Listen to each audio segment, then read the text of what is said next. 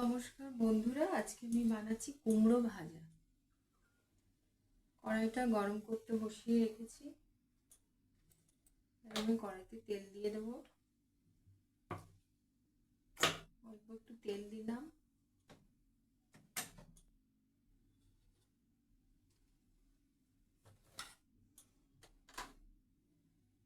তেলটা গরম হয়ে গেছে, কালো জিরে দিয়ে দিচ্ছি। কালো জিরে, কুমড়োগুলো দেখুন এরকম ছোট ছোট করে কেটে নিয়েছি, কেটে নুন হলুদ মাখিয়ে দিয়েছি। কালো জিরেটা হয়ে গেছে, এবার কাঁচা লঙ্কা চিড়ে রেখেছি দিয়ে দিচ্ছি।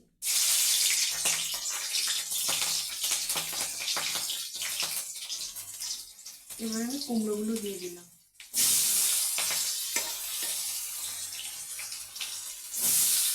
গ্যাসটা বাড়িয়ে দিচ্ছি।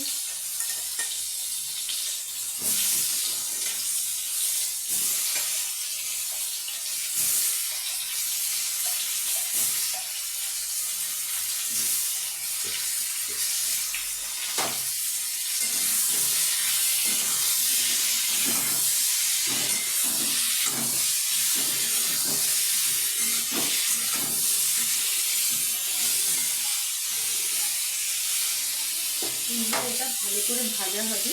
গ্যাসটা আমি সিমে করে দিচ্ছি। ঢাকা দেবো না, ঢাকা দিলে কুমড়োটা ধুতে যাবে। আস্তে আস্তে হবে, মাঝে মাঝে নেড়ে দেবো।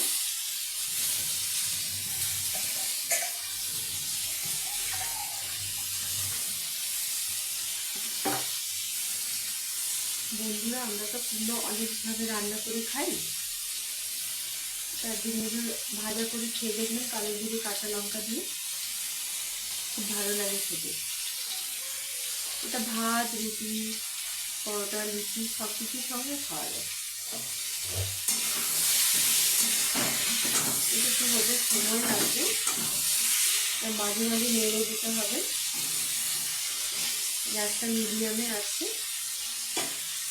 ঢেকে দিলে কি হবে, কুমড়োটা পুরো সেদ্ধ হয়ে যাবে, তখন আর ভাজা হবে না, ঘাঁটা হয়ে যাবে।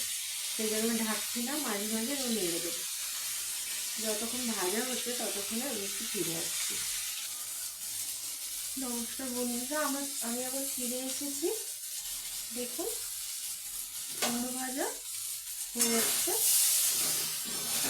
কতটা কুমড়ো আমি দিয়েছিলাম, কতটুকু হয়ে গেছে। কুমড়ো তো ভাজলে একটু কমেই যায়।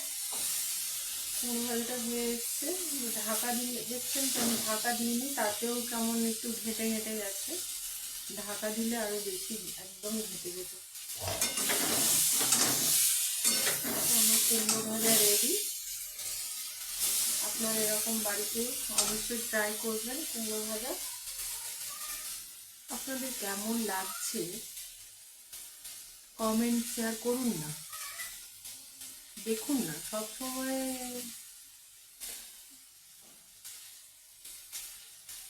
যারা আমরা ভিডিও করি তারা তো অনেক আশা নিয়ে করি। আপনারা দেখলে আমাদের খুব ভালো লাগবে। তার সঙ্গে লাইক করুন, সাবস্ক্রাইব করুন, শেয়ার করুন, কমেন্ট করুন, তাতে আরও ভালো লাগবে। টাটা বন্ধুরা।